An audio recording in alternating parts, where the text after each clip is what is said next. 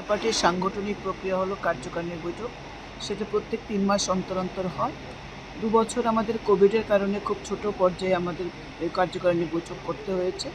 এবছরে আমাদের রাষ্ট্রীয় কার্যক্রম হায়দ্রাবাদে অনুষ্ঠিত হয়েছে, যেখানে প্রত্যেকটি প্রদেশ থেকে প্রদেশ সভাপতিগণ উপস্থিত ছিলেন এবং রাজ্যের মুখ্যমন্ত্রী এবং উপমুখ্যমন্ত্রী এরা উপস্থিত ছিলেন। উপস্থিত ছিলেন দেশের রাষ্ট্রীয় সভাপতি এবং দেশের সর্বকালের সর্বশ্রেষ্ঠ প্রধানমন্ত্রী নরেন্দ্র মোদীজিও সেই রাষ্ট্রীয় কার্যক্রমে উপস্থিত ছিলেন।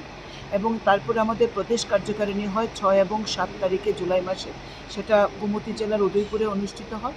তারপর প্রত্যেকটি জেলা একই দিনে সারা রাজ্যে 8টি আমাদের সাংগঠনিক 10টি জেলা, সেই 10টি জেলাতেই আমাদের কার্যকারিণী হয়।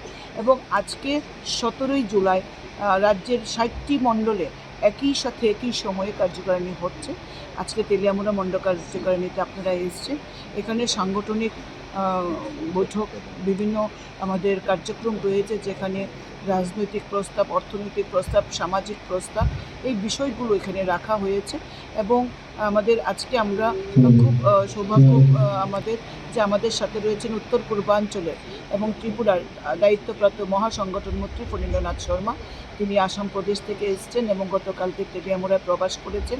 আজকে তিনি এখানে আমাদের কার্যকর্তাদের সম্বোধন করবেন।